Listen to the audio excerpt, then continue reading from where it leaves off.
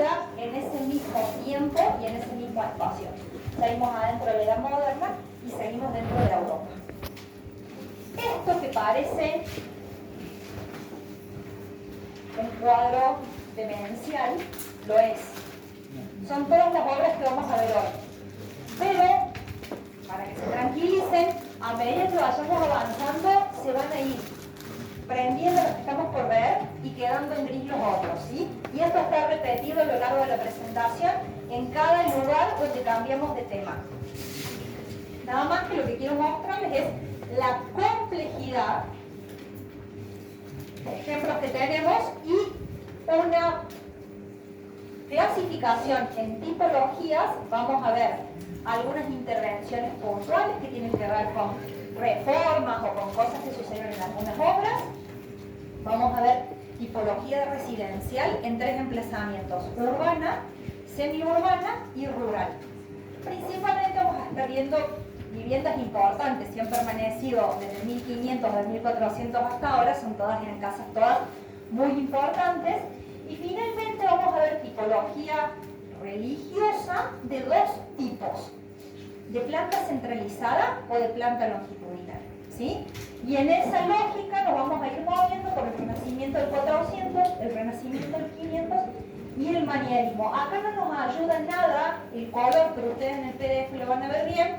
Las que son correspondientes al Renacimiento está la letra naranja.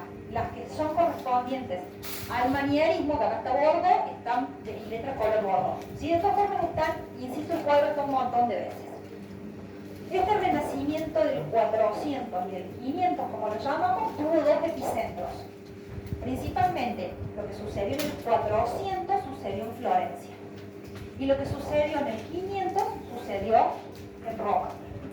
En el 400 principalmente porque habíamos hablado de la presencia de estos mecenas, de estos burgueses, banqueros acaudalados que podían costear grandes obras, y en el 500 cuando veamos cómo el papado se convierte en mecenas del arte, también empoderado económicamente y en ese deseo de volver de la gloria a Roma, ¿no? De volver a esa segunda Roma que decíamos en el urbanismo.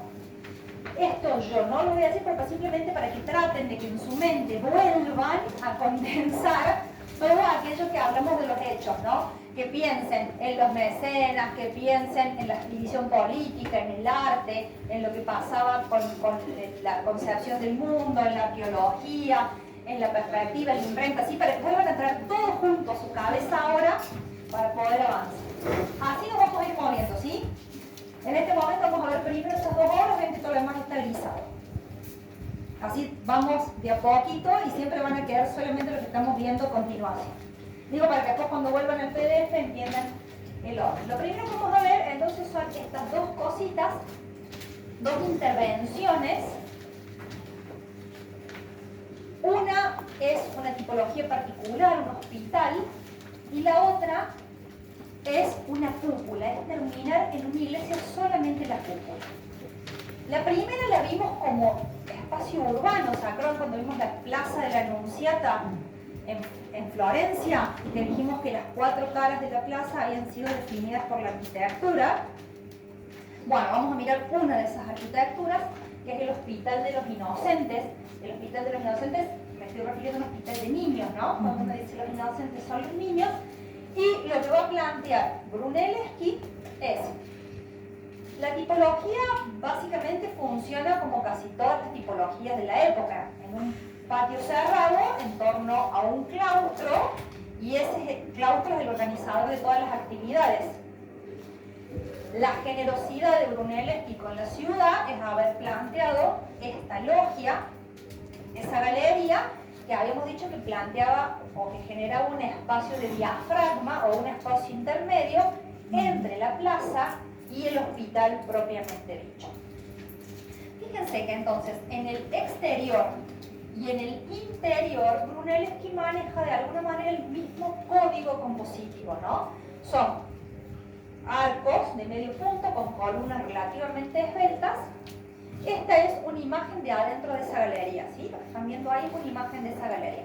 Después funcionalmente están los pabellones. Piensen que la medicina no tenía habitaciones separadas como ahora, la gente estaba en pabellones, era otra forma de entender la medicina, así que vemos como grandes espacios que son los pabellones donde estaban los niños enfermos. ¿Qué es lo que quiero que veamos? Fíjense, si habíamos dicho que los recursos eran las figuras puras para poder enfrentar la arquitectura del Renacimiento, lo que hace Brunelleschi es colocar una serie de cubos espaciales uno al lado del otro. ¿Lo ven ahí dibujado en verde el cubo? Y después, esto es interesante porque esto no sucedió antes. Esa bóveda, que ustedes ven dibujada, está ahí en rojo, esa cupulita, en realidad, se llama cúpula vaída. O le dicen también de vela, porque es como si fuera una vela de un barco con viento. Cuando uno tenía que pasar, no hay nada que me ayude a mí acá. Vaída o de vela. Vaída se puede escribir con B corta o con B larga, indistintamente, si lo buscas, se aceptan las dos grafías, digamos, vaída. Uno cuando tiene una cúpula en el bizantino y tenía que pasar de una circunferencia a un cuadrado, ¿qué pasaba? ¿Con qué cambiábamos de geometría? ¿Cómo apoyo una cúpula en un cuadrado? ¿Cómo paso a las columnas? Hay una figura entre medio. Las pechinas, ¿sí? Las pechinas que eran como unos cuartitos de círculo que me permitían cambiar de geometría. Lo que va a hacer Brunelleschi ahí, él dice, ¿para qué me voy a complicar tanto la vida? Si yo en vez de poner el cuadrado por afuera lo pongo por adentro, a la cúpula le rebano un pedazo, como yo sacara en una media naranja, le rebano un pedacito y lo mismo cambio de geometría. Y no tengo que poner un artilugio más que es la pechina. ¿Sí? Simplemente puedo poner la cúpula sobre el cuadrado. Entonces, este es un recurso muy usado en el manierismo, este tipo de cúpula. En su sección va a terminar conformando casi como una bóveda, pero es, ¿ven? Que casi la leen como una bóveda. Después en el espacio se lee casi como una bóveda, porque no hay elementos intermedios. Otra cosa que va a hacer Brunelleschi, la explico ahora porque se va a repetir un montón de veces, es señalar con un color diferente las geometrías que yo quiero que se lean o se perciban. Si lo que él está buscando es esa lectura del cuadrado, a las columnas las hace en otro color, una piedra gris. Y entonces arma el cuadrado a través de otro material, utilizando la línea, la columna como línea. Y acá quiere marcar otra figura pura, digamos, podría ser el círculo, y también entonces utiliza el arco, la dovela del arco, hecha en una piedra gris. Esa piedra se llama piedra serena y es una piedra propia de la zona de Florencia. Entonces, estos son los recursos que va a proponer, fíjense la correspondencia que hay entre la adentro y la afuera, los recursos que va a proponer Brunelleschi en el Hospital de las Inocentes. La segunda intervención era un problema de la ciudad, prácticamente. Habían construido una enorme catedral durante el periodo gótico, básicamente, y cuando habían llegado a este punto, era cerrar la cúpula, nadie supo cómo. Y así quedó. Esta es la evolución desde la iglesia primitiva, como fue cambiando. La última ampliación habían hecho esto, acá donde tenían que poner la cúpula, ahí ven un dibujito sin la cúpula, y no había nadie con el expertise técnico para poder cerrar ese espacio que tiene 40 y pico de metros de diámetro. Brunelleschi, ¿quién dice? ¿Quiénes hicieron esto antes? ¿Quiénes cerraron una cúpula de 40 metros? Los romanos. Entonces, fue a Roma, estudió cómo era la cúpula del Panteón de Roma, volvió a Florencia e hizo una reelaboración de lo que había visto e inventó este sistema que se iba autocerrando casi. ¿Ves que va girando y se va autocerrando y me permite seguir trabajando desde arriba?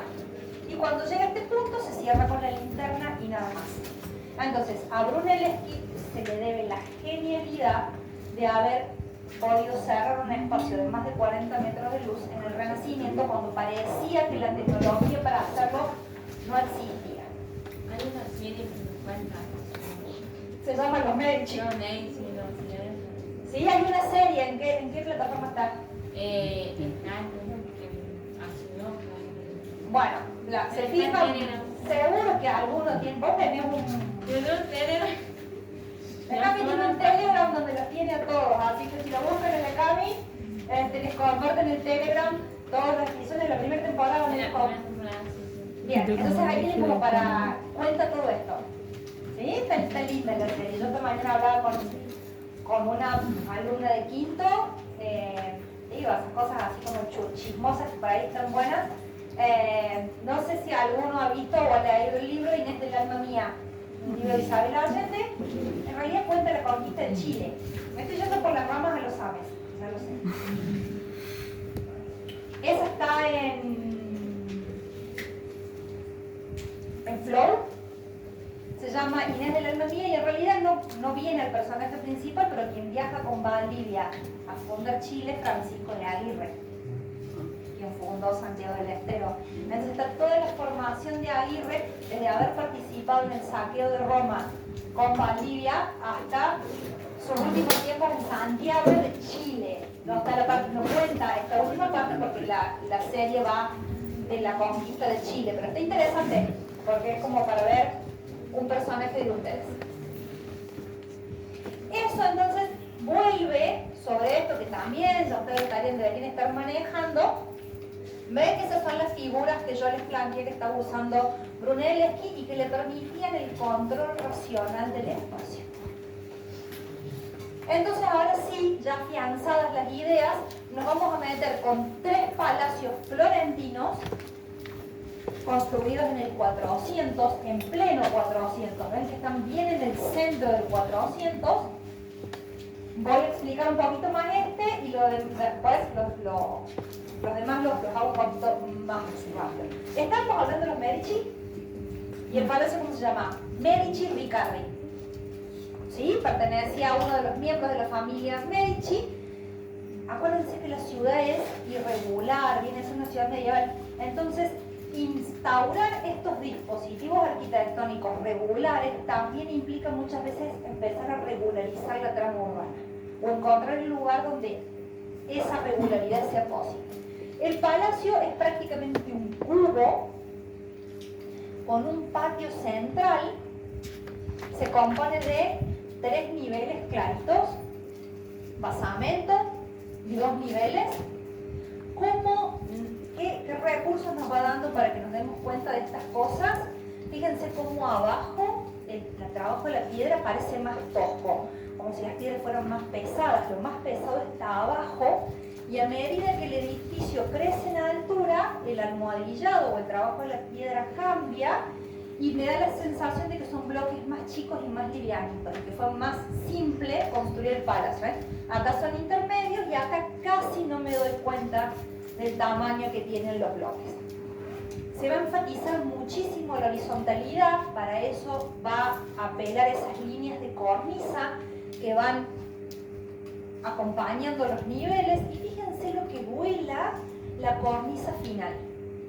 Es una forma de decir, hasta acá llega, más arriba de esto no hay nada, esta es la tapa de este cubo, de acá para arriba no sucede más nada. Entonces la cornisa es muy importante, vuela mucho y marca el cierre del edificio.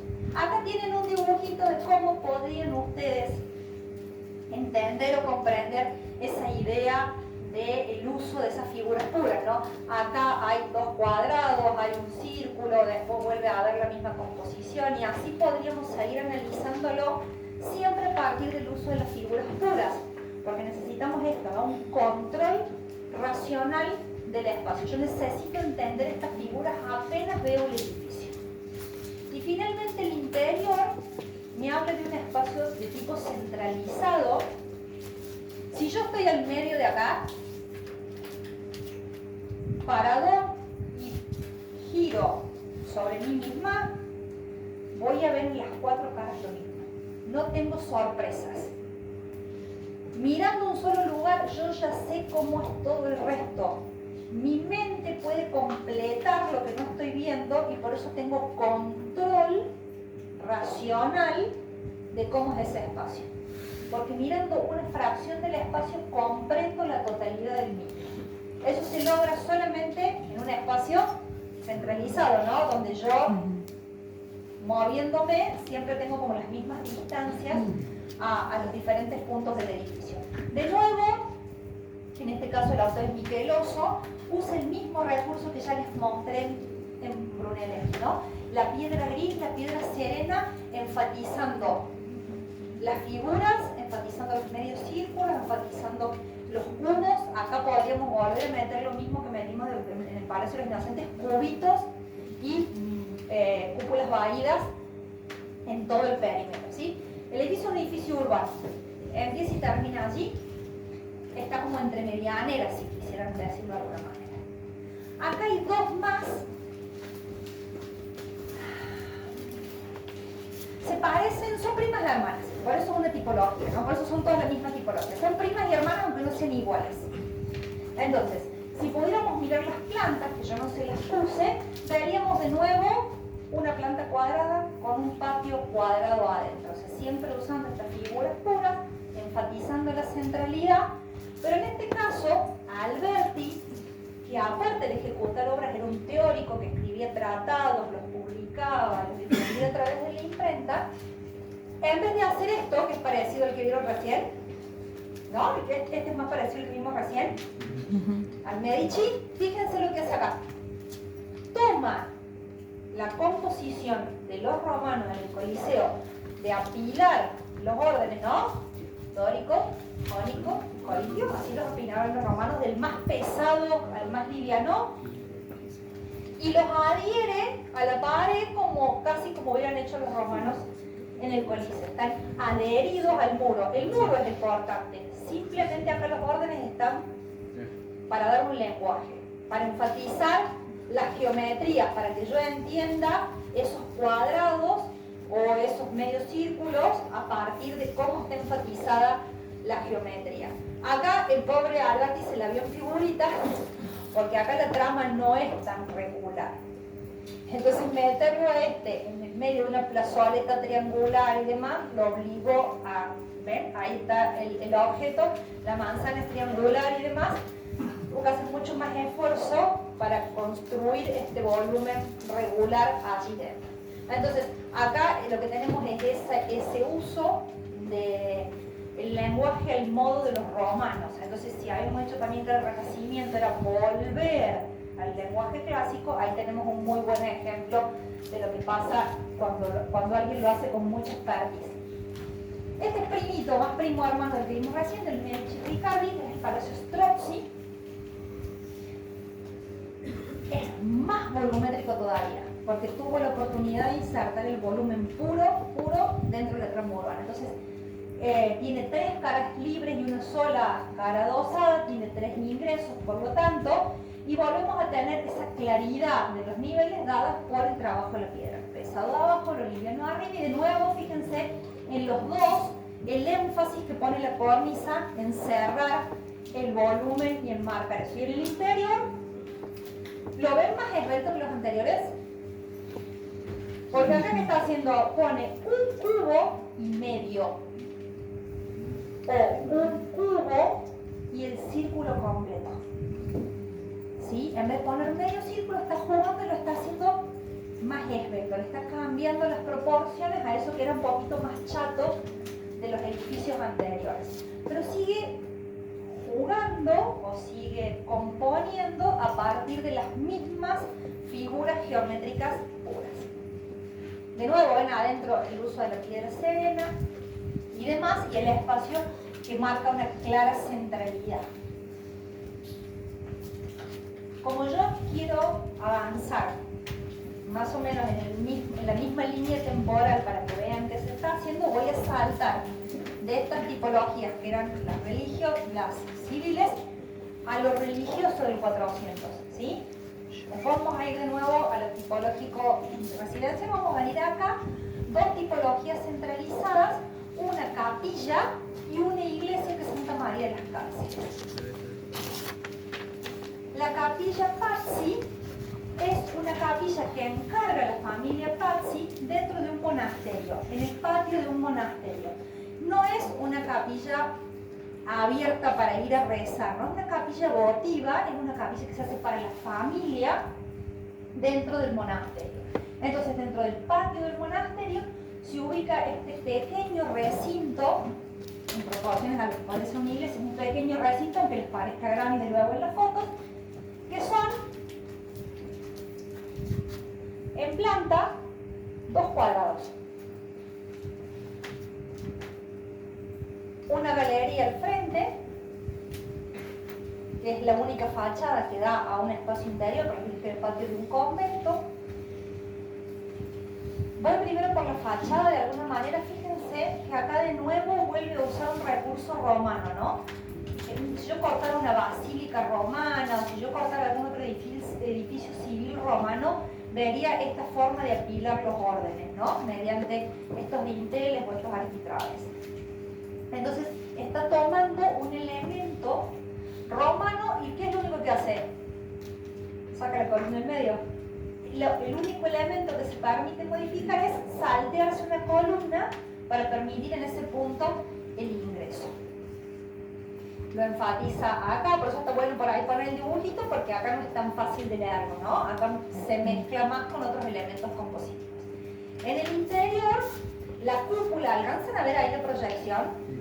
Sí. La cúpula se pone en el medio y me van a quedar como 2 espacios laterales que se cubren con estas bóvedas de cañón corrido. Y acá sí tenemos bien el cubo, las pechinas y, no sé, ¿ven ahí? Ahí están las pechinas, el cubo, las pechinas y la media naranja, ¿no? La media esfera cerrando. Todo lo que va a hacer Brunelleschi para enfatizar esa claridad lo vuelve a hacer con la piedra serena. De esta manera él marca los ritmos que me permiten trazar acá 3 cuadrados y así yo podría seguir indagando en la geometría generadora de esto a partir de las figuras simples. Y el resto de las otras figuras que enfatizan no son círculos y demás, siempre está enfatizando esas ideas. Esta capilla se llama Santa María de las Cárceles, era una capilla relativamente pequeña, pero una capilla de culto abierto. ¿Ven? Está en una ciudad, estaba pegada a una institución carcelaria, entonces por eso Santa María de las Cárceles. Incluso no se terminó, alcanzan a ver en un pedazo acá de la fachada que está sin terminar el lenguaje. Dicen que esta es más simple compositivamente que lo que vimos recién. El cuadrado está en medio. El resto de la planta se compone con medios cuadrados, 3 medios cuadrados, 4 medios cuadrados adosados en los costados. De esa forma organiza la planta y cuando uno ingresa hay un solo espacio central, porque prácticamente no hay naves ni nada, porque se unifica la lectura del espacio. Este es de estas hay varias, están buenas, me están mostrando bien con un ojo de pez hacia la cúpula para que vean cómo están los cubos, las medias esferas, las medias cañas por acá, la pechina y la cúpula finalmente, ¿sí? Ahí ven clarita la organización estructural y en la fachada está revestido con un material con mármol y de nuevo lo que está buscando a través de la organización de las pilastras y demás es enfatizar esa claridad, lo mismo que en el interior que lo hace con piedra serena. Esta obra es de Giuliano da Sandalo.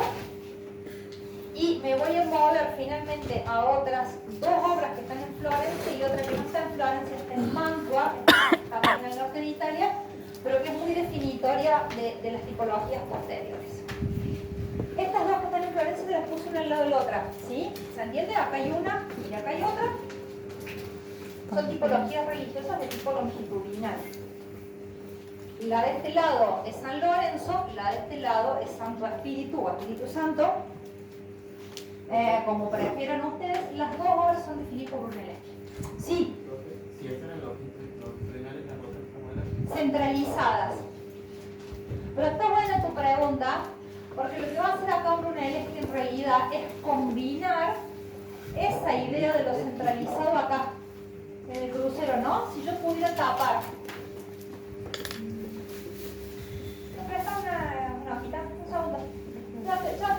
te devuelvo. Si yo pudiera tapar ahí, ¿no me queda una iglesia de planta centralizada? Listo, no importa.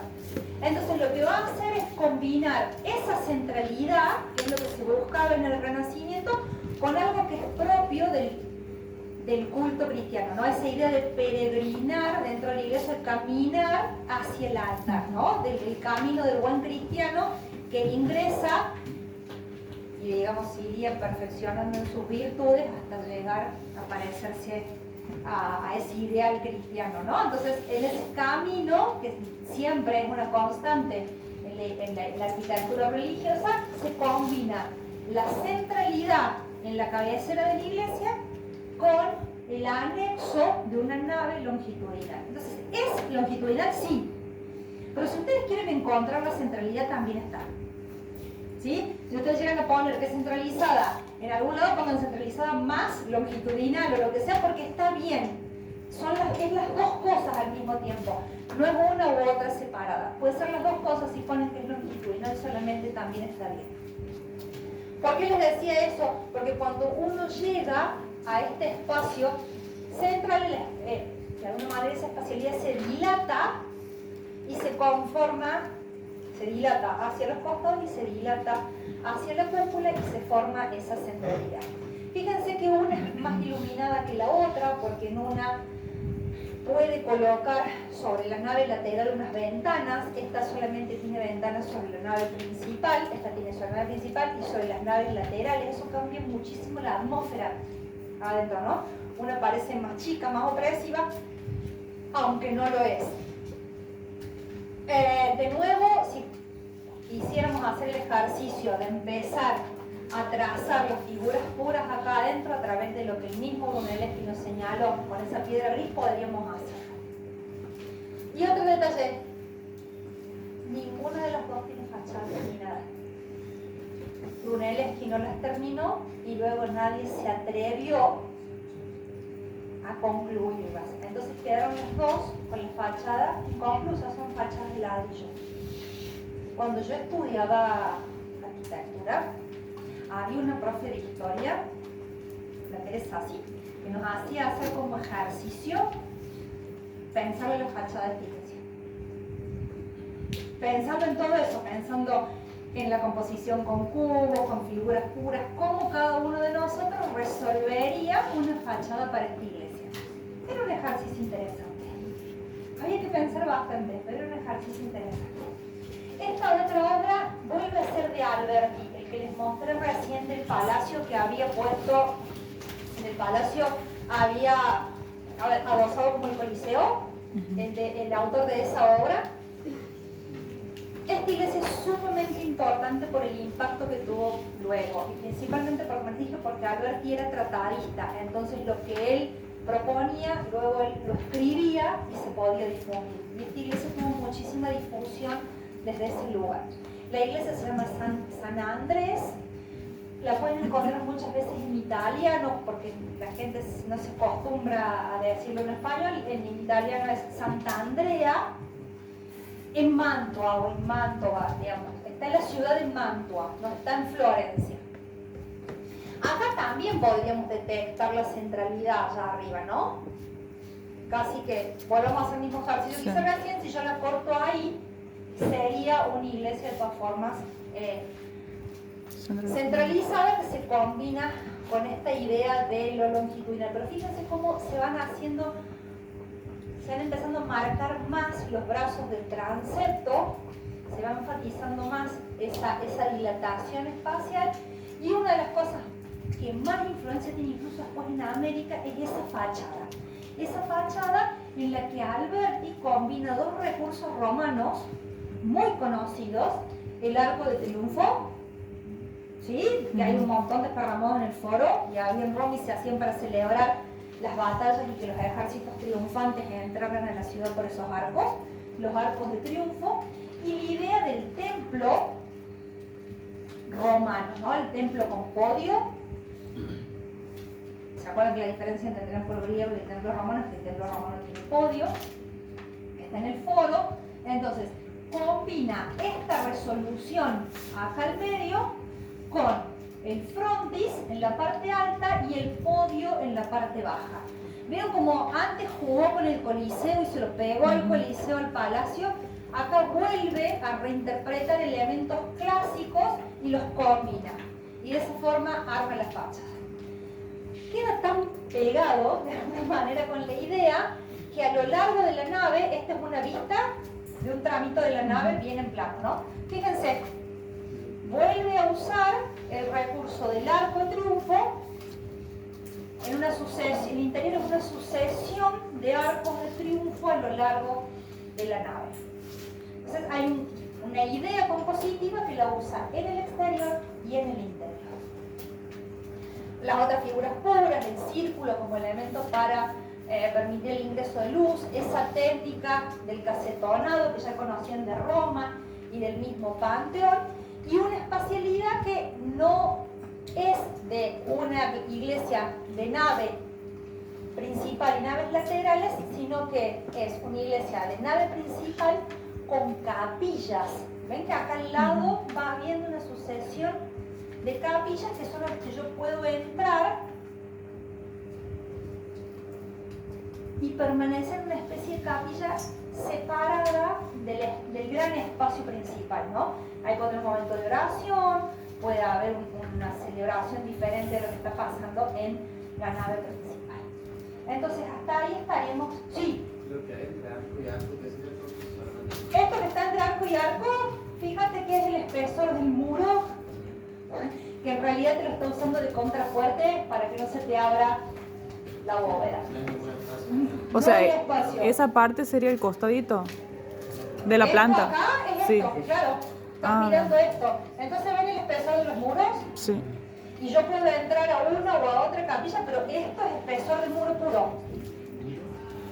¿Sí? Me muevo el 500. ¿Sí? Vimos el Renacimiento del 400, me muevo el 500. En ese 500 las figuras son las mismas, los módulos y demás son los mismos, esta parte de arriba sería exactamente igual, pero aparece la idea de una modelación plástica.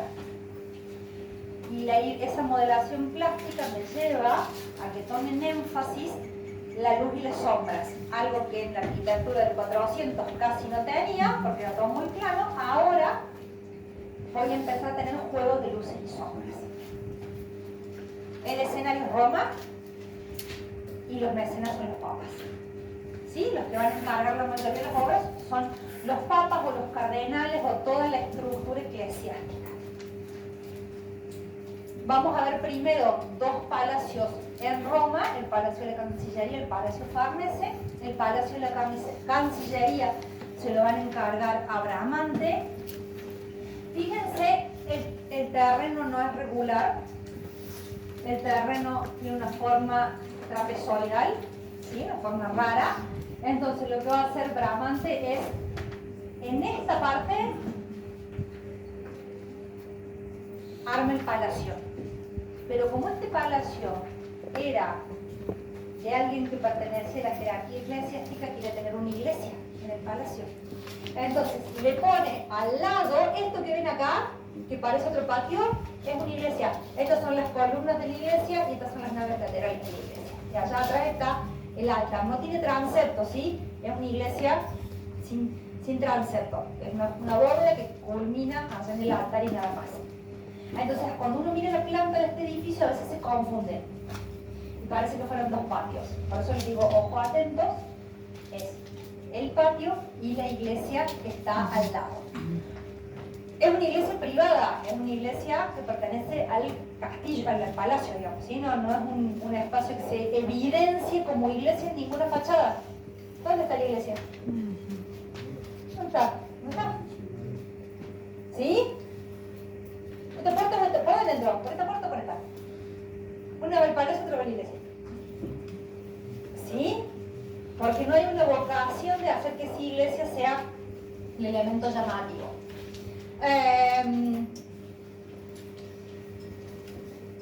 Antes hemos visto almohadillado por un lado, órdenes aplicados en otra opción. Fíjense lo que es acá. almohadillado abajo, y de acá para arriba maneja el lenguaje como si fuera una obra romana, ¿no? Como si fuera un coliseo, como si fuera un teatro. Roma. Al colocar estos podios para sujetar el orden, esto sobresale y provoca una sombra que en los otros palacios no veíamos. Estas salientes provocan un juego de luz y sombra que antes no veíamos. Y miren cómo la cornisa se enangostó. Ya no vuela la cornisa final como volaba, eso se acortó y me permite entonces otra lectura mucho más pareja entre las tres cornisas que dividen los niveles. En el interior, en los otros hemos visto galerías solamente en la planta baja y en la planta alta ya se aprecia el muro. Acá tenemos una doble arquería, la de abajo es más esbelta, la de arriba no es que sea más esbelta, tiene el podio, si le podemos sacar ese pedacito de muro ahí, veríamos que tiene las mismas proporciones, pero el podio o el pedestal, que es propio del uso del orden de los romanos, es lo que va a modificar un poco esa situación. El espacio sigue siendo centralizado, simplemente voy a decir que hay más plasticidad y más juego de luces y sombras. Y tal vez este es mucho más obvio, pero ¿por qué? Porque la obra la empezó Antonio da Zangalo y la terminó Miguel Ángel. Entonces también lo que estamos viendo es la impronta de Miguel Ángel en la obra. Entonces, el Palacio Farnese pertenecía a un cardenal, al cardenal Farnese. La planta casi sería una planta del 400, de las que vimos antes, muy regular, el patio al medio, no me genera ningún conflicto la planta. Una sola entrada principal, el patio al centro. Ni tengo almohadillado. Está todo revocada la obra. No veo más la piedra. ¿Es de piedra o es de ladrillo? Primera pregunta. No lo sé, y en el fondo el arquitecto tampoco quiere que lo sepa. Yo me la juego que tiene que haber querido tapar el ladrillo, pero no, y hacerlo más barato y haberlo hecho ladrillo y luego revocarla. Pero el ¿Barato arquitecto, que la piedra? el ladrillo, claro, mucho más barato. Porque lo haces a mano, no tenés un picapedrero que esté cortando todas las piedras del mismo tamaño, regulares. Entonces, pues digo, yo me juego, estando en Roma, el tipo la hizo de ladrillo y después le revistió y nos dio otro elemento para entender el lenguaje. Enfatizó mucho más el ingreso, a las ventanas les dio un enmarque que provoque el juego de luces y sombras. Cada ventana está flanqueada por una columna de diferentes órdenes y esto que está acá arriba, en una ventana, no sé si lo saben, se llama guardapolvo. Esto que está acá arriba se llama guardapolvo. Y fíjense lo que hace Miguel Ángel, porque esta fachada no la terminó Miguel Ángel. En el piso de abajo son dinteles planos. En el piso intermedio hay uno triangular y uno semicircular y los va alternando.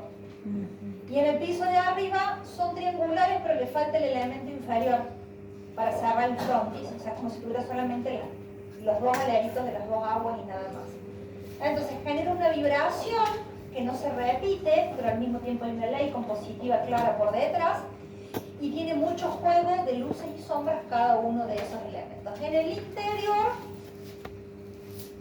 está aún más exacerbada esa idea de la plasticidad y de los juegos de luces y sombras, y acá usa la galería como usa acá. Fíjense si no es, si se pudieran abstraer de las ventanitas que están adentro, no tienen la misma estructura con los huecos, con arcos como si estuvieran mirando la fachada del Coliseo. Entonces, de nuevo ese uso o esa relectura o reinvención de la forma en que se utilizan los órdenes clásicos. Ahí hay un dibujito que en realidad viene de otro tratado, que es esta forma, ¿no? Es haber mirado esto y haberlo puesto acá y adentro está en esta. ¿Dónde tengo el corte yo? Por acá. Vemos estas que tienen que ver con el 500, esas tres iglesias que tienen que ver con el 500 y hacemos un corte. ¿Sí?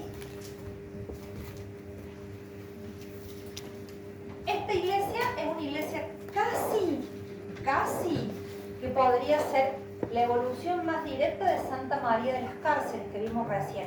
Es un cuadradito al medio, y acá había rectángulos en Santa María de las Cárceles. Esto es para darle esa plasticidad de la que estábamos hablando. Lo que le va a agregar al costado son 4 medios cilindros, ¿no? Y arriba de esos medios cilindros va a apoyar medias cúpulas.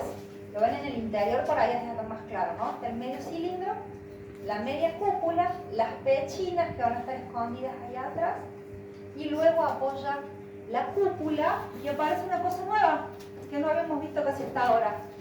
La cúpula se despega de las pechinas, crece con un muro que hace un cilindro, un tambor, ese es el nombre técnico, un tambor, y a ese muro lo perforo, le pongo ventanas y me ingresa muchísima más luz.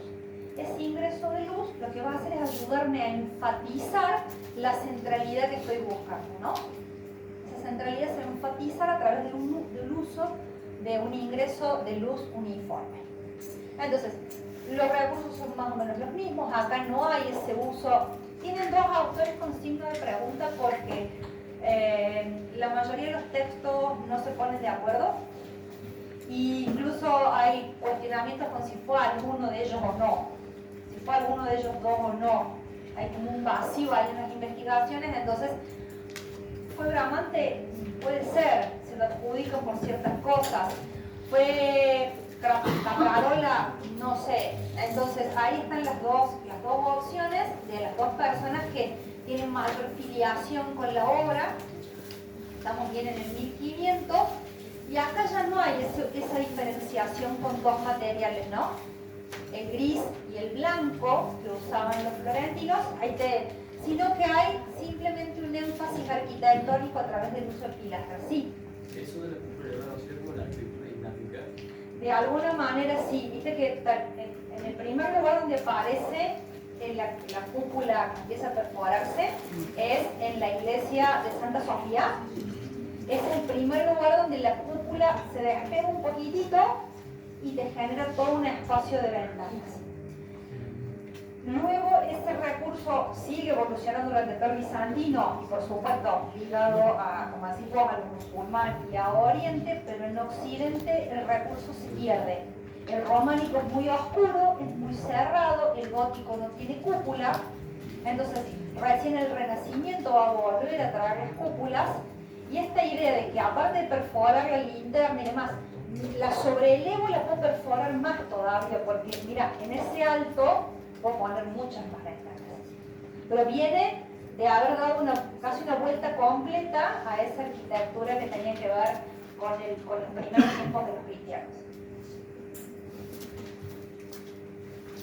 Bien, ahora sí, una obra de Bramante, se las voy a explicar lo mejor que pueda. Estos son los templos romanos circulares, ¿no? Había de estos templos romanos, que también los griegos los habían tenido algunos circulares.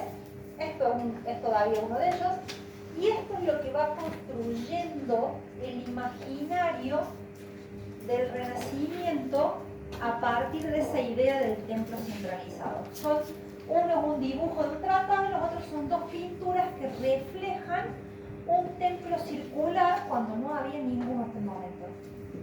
Hay algo que está buscando a través de la pintura y que todavía no había parecido materializado, ¿sí? Entonces, los reyes de España,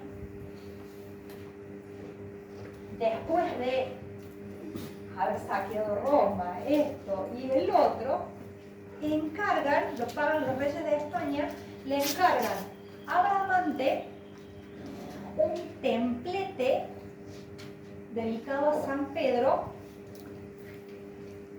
in Montorio, en un montículo, en una colina, ¿sí?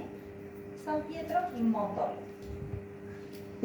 El lugar que se elige para eso era un convento que ya existía.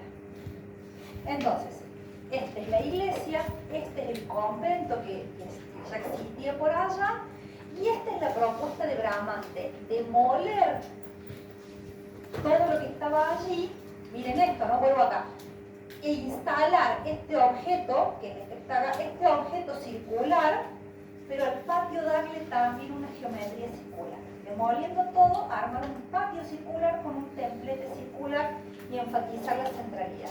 Esto es entonces lo que Bramante se imagina, ¿no? Este es su proyecto. Construye el templete, pero nunca llega a demoler lo que existía. Entonces el templete quedó metido entre los muros y en el espacio que había de antemano. Entonces, esta es la realidad y así se lee. Yo les juro que parece que estuviera ahí por explotar y cuando uno... Acá hay mucho espacio, pero uno cuando lo ve da la sensación de que va a tener que pasar así al costado porque este artefacto arquitectónico desborda el espacio que lo contiene. Esa es la sensación, ¿no? De que es mucho más de lo que puede caber adentro de ese patiecito. Que es ni más ni menos que la sumatoria de todas esas experiencias o imágenes mentales que están dando vuelta en el ideario del arte de este periodo, ¿no? Acá abajo está clarito como un templo circular, después aparece un recurso más vale propio de esto del 500, una balaustrada que me genere luces y sombras, y después crece en un tambor, como habíamos visto recién, ¿no? Entonces crece en un tambor y apoya la cúpula en la parte superior. El interior es chiquito, así que nada, no me queda mucho más que mirar para arriba, darle una voltereta y salir. No demoler todo, llega a construir todo el propósito del templo.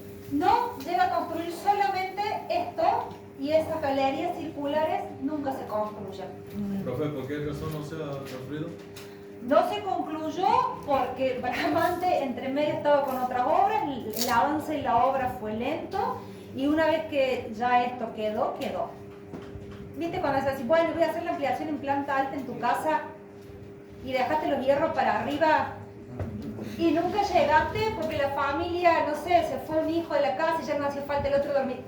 ¿Ya? Va. Esto era una idea integral y llegó a construirse, en definitiva, que era lo que interesaba, que era el templete, ¿no? Lo importante sí llegó a construirse.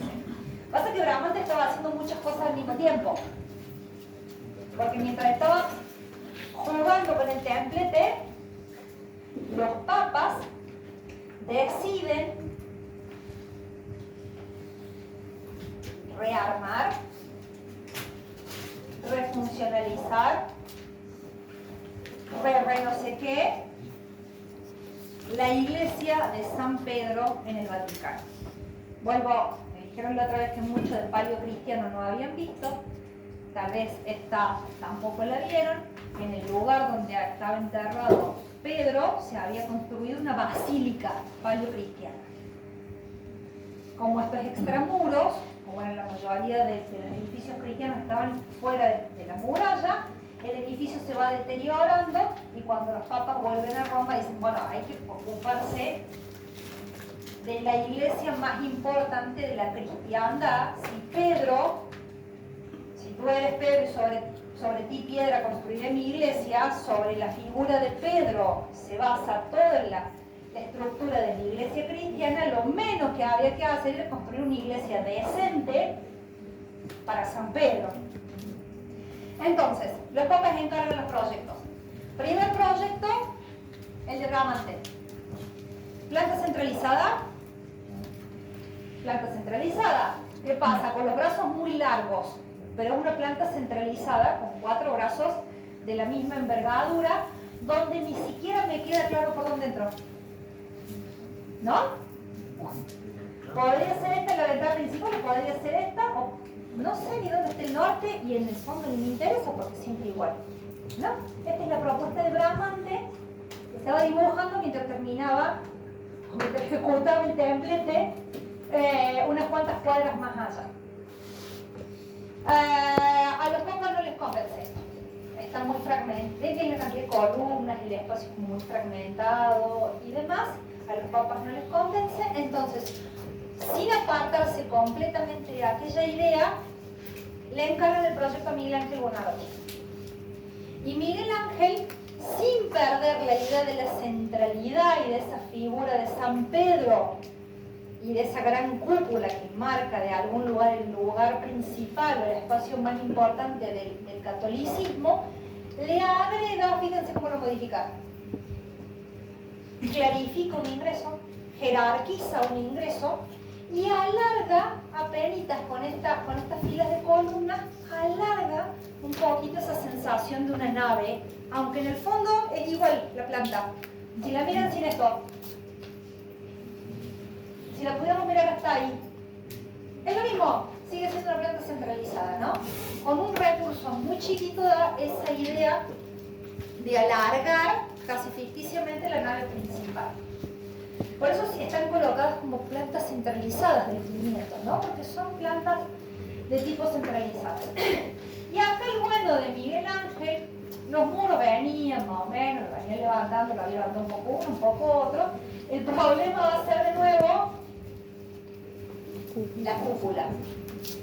Y esta vez es la mayor cúpula de la cristiandad. Entonces, lo que va a hacer Miguel Ángel es, de alguna manera, resumir todo esto que estábamos viendo. Las naves las cubre con bóvedas de cañón corrido. Como esto se ensanchó, las pechinas son, ¿ven? Los muros estos son grandes pilares, no son muros, estos grandes pilares me permiten poner una pechina ensanchada que me toma más aún la apertura de la cúpula, el tambor que se pone muy alto para permitirme perforarlo completamente y dar esa sensación de que la cúpula levitara, la cúpula luego y una linterna central. Esto que se pone plástico y que se pone al modo de Miguel Ángel, miren cómo lo resuelve. Entre medio de cada ventana hay dos columnas. ¿Para qué dos columnas? Si con una sola me alcanzaba. ¿Qué quiere? En realidad, provocar la sombra al medio. Lo que está provocando la sombra al medio. Acá sigue con una y allá arriba les vuelve a dividir en dos. Entonces juega con oscuro, claro y oscuro. Miren lo que yo decía, se pone plástico, empieza a buscar el juego de las luces y sombras. Se termina leyendo casi como una sola línea, pero esa línea no es una línea continua, es oscura, es clara, es oscura, o son dos, se unifican, se vuelven a abrir, ¿no? Hay como una idea de un inicio, de un dinamismo que hasta el momento no habíamos visto, hasta el momento es todo muy estático. Otra cosa que va a hacer el bueno de Miguel Ángel es resolver las fachadas laterales y aparece un elemento que yo se los conté al paso cuando vimos el Campidoglio, que es la columna de orden gigante. ¿Vieron los palacios de recién? Teníamos un nivel, una columna, cornisa, otro nivel, otro orden, cornisa, y un tercer nivel y otra columna, ¿no? Cada columnita respondía a un nivel. Miguel Ángel inventa esta cosa de la columna que se llama de orden gigante, que toma más de un nivel, una sola columna. Entonces yo ahora ya no sé cuántos niveles hay. Hay uno, hay dos, hay tres, y ni me importa porque acá hay uno solo. Pero las ventanitas me dan a pensar que hay más.